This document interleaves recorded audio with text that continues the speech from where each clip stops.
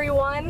My name is Star and I'm with the Communications Department for the City of Elk River. We have Jake in the back and we are here with... Hi, I'm Sergeant Dave Windels, Elk River Police Sergeant. And today we are seeing the day in the life of a patrol sergeant. Good morning. What would you like me to call you? You can call me Dave. You're Fine. Dave? Mm-hmm. Okay. So, Dave, how long have you been with the Elk River Police Department? I have been with Elk River PD for almost 19 years. What was your role when you started? I was a patrol officer. Okay. So you've been in patrol this entire time? Yes. I take it you love it? I love it. Yeah? What is your favorite part? Just the variety of calls for service every day, and if the calls for service aren't there, you can find some traffic to work. Sometimes we've got enforcement waves that are taking place, so you can focus on something specific, or you can just go out and look for various violations on your own just to get the motoring public to slow down. Remember that we have laws throughout the city. How many patrol officers does ERPD have? We currently have 35 police officers, all of which are assigned and work different areas within the department, different divisions. We've got administration, we've got detectives, we've got patrol, and there's also sergeants that oversee the patrol and detective division. We're at a traffic stop for distracted driving. Yes. Hi, my name's Dave with the police department. Reason for my traffic stop today is you're on your phone back there. I was speaking, trying to find directions where I was going. Well, Minnesota's still a hands-free state, okay? So you can't even be on speakerphone unless it's mounted somewhere securely to your dash. How does your driving record look? Should be good. Should be good, okay. Your dog's friendly for sure? Okay, may I see your license, please? Is this a current address on 147th? It's the, Okay. Do you still go through State Farm for insurance? yes. Okay, so this card, or this, not necessarily the policy, but this card is expired back in October. This is my roommate's car, so Okay, do you know if it's insured? I know it's insured. Okay. He probably hasn't put the new card in. Okay, No, I'll hand it's this back to you. And you said driving record looks okay? You're not revoked or suspended or anything? I don't think so. It Okay, should be. give me a few moments. I'll be back with you, okay? All right. Rationale on this traffic stop. First and foremost, April is Distracted Driving Awareness Month. As we sat next to this vehicle in front of us at the red light, she was very openly engaged in a phone call. She was holding the phone just under her mouth. I could see her lips moving pretty much the entire time I was looking at her. She made no effort to look over at me or any of her surroundings for that matter. This is why the law was put into effect, is because engaging in a phone call while you're behind the wheel, regardless if you're stopped or not, is distracting.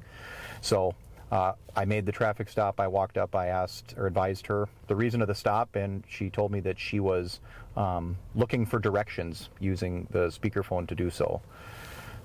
Something I've never necessarily heard of, but I wasn't going to stand out there and argue with her. She is a pedestrian, or not a pedestrian, a passenger. Yeah, she's got a passenger. The passenger looked over at me at one point, but clearly didn't say anything to the driver to let her know that I was next to her in a fully marked cop car. And then she's got an expired insurance card. She's not the owner of the vehicle, although she still is responsible for knowing if this vehicle is insured or not. So today what I'm going to do is issue her a citation for being on the phone while she was a part of traffic, and give her a verbal warning for not having current proof of insurance. Here's your driver's license back. So here's what I'm going to do today. I'm going to issue a citation for being on the phone, okay? I know that you had said that you were looking for directions, but fact of the matter is I watched you pretty much the entire cycle of that light, having the phone in your hand and, you know, seemingly having a conversation with somebody, okay? I'm going to give you a verbal warning for not having current proof of insurance, but if you do drive this truck in the future, that might be something that you want to look at getting, you know, proof of, whether it be on your phone or through an app or just an updated card, okay? So there's two options to take care. Code 4. There's two options to take care of this citation. Number one, you can go to court. Number two, you can pay the fine. There's some information in the paragraphs at the upper portion of the back side of this you can read, figure out what needs to be done. Do you have any questions? Okay, I'll hand that to you. Please stay hung up, okay, on the phone. Otherwise, get a suction piece or something, or a bracket for your dash so you're not holding your phone in your hand while you're in motion or as a part of traffic, okay? All right, drive safely. 1549. What kind of things are you looking for specifically when you are driving around? a variety of things. I'm looking for equipment violations. I'm looking for moving violations. I'm looking for problems. That's what my job is to look for problems. Like I said, it could be the equipment or moving violations. It could be something that's out of the norm, right? I could drive by a business and know that business is supposed to be open at 4:17 on a Thursday afternoon, but all of a sudden I see the close sign is showing in the window, and maybe the lights are off, or maybe there's something going on that piques my curiosity to go investigate. Maybe there's a robbery taking place. I'm looking for signs of danger, right? I don't want to be ambushed, so I'm constantly looking. My head is on a swivel at all times. I'm looking for problems, in parking lots. Maybe people are car prowling. Maybe there's people having a domestic spat or something like that. So you had asked me earlier if I'm able to turn that switch off.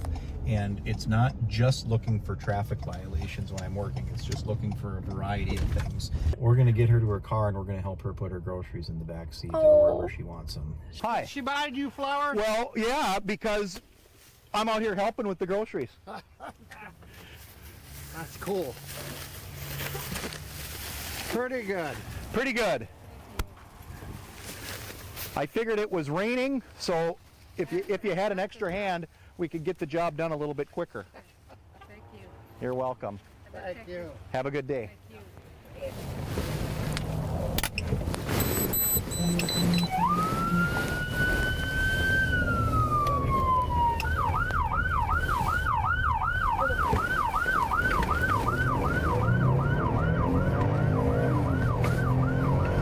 So we are headed to the intersection of Highway 10 and 165th Avenue.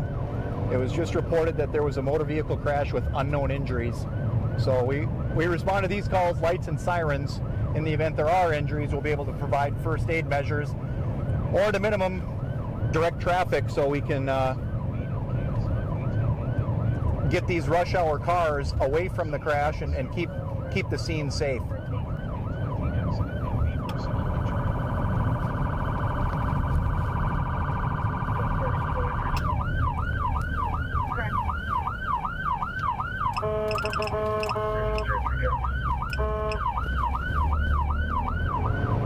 So as I'm responding to the call here, I see traffic is pretty congested in the westbound lane, which doesn't indicate whether there's injuries or not, but certainly tells me that something is going on, because this traffic is a lot heavier than it normally is.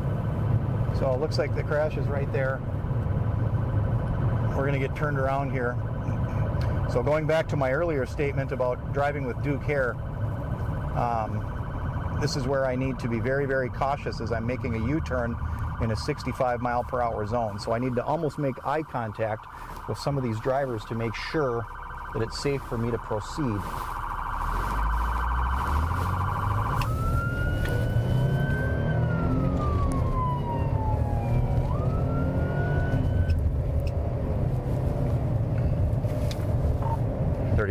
out.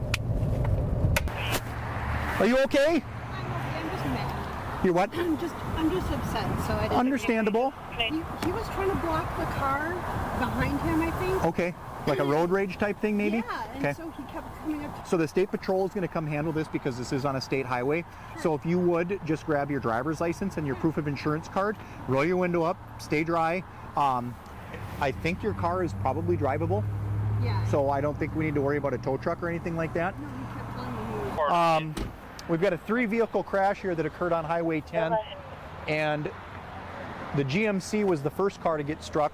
It was actually rear-ended by the black F-150, and then it was kind of the accordion effect where the young lady in the SUV in the front was hit by the black Ford truck as he tried to go around. So I didn't ask too many questions from the driver of the F-150 as to what happened, because this is on a state highway, so the State Patrol will come take care of the crash scene. My job initially when I got here was to check on injuries. I didn't put my vest on right away because I wanted to get to the occupants of the vehicle to make sure that they were okay. Once I determined that they're okay and I don't need to take any life-saving measures or anything like that, I'm going to put on my safety vest just to make sure that I don't become a statistic standing out here on the highway. So at this point, we're going to wait for the State Patrol to get here, and we are going to wait for the ambulance service to get here to kind of do a once-over again of the occupants of the vehicles to make sure they're not hurt and don't need to be transported. State Patrol will come give the people their crash reports and information, or each other's information, and everybody will be sent on their way. I don't think that any tow trucks are going to be needed today, as there's very minimal damage, but nonetheless, there's damage, so a crash report is required. Is there anything that you would like to just share or tell the Elk River community? Yes, I think most people know this already, and it probably goes without saying, but underneath these blue uniforms, behind this badge, we are people just like you. We like our sports, we like to hunt, we like to fish, we like family get-togethers, we have friends that aren't cops, probably just like the majority of people do, have friends that aren't cops. So this is just our job for 8, 10, 12 hours a day. If we give you a ticket, it's because you broke the law. But we do use discretion, and we do have, rationale that we take into consideration when we do or don't give you a ticket, but we do it because we care. We do it to change your driving behavior. We don't want you to get hurt or hurt anybody else, or worse. But we are people. We are human beings. We have hearts just like you do, emotions, empathy, feelings, all of the above. So let's work together, right? Make the community as safe as it possibly can be. Look out for one another, care for each other, and again, just make this community super safe, and make it a place that anybody can come visit or live at and not have to worry about being a victim of something. Well, thanks, Dave. Thanks for letting Jake and I tag along. You're welcome. And on this nice adventurous, well, was it adventurous or was it a mild Thursday afternoon? It was mild. Yeah. It could have been busier, but again, that's the variety that I like. So today was day 2 of 5 for me. So You're just getting started. I'm just getting started. I'll take a quiet day. If Sunday is like today, then I can go into a couple days off with a sigh of relief, breath of fresh air on Monday.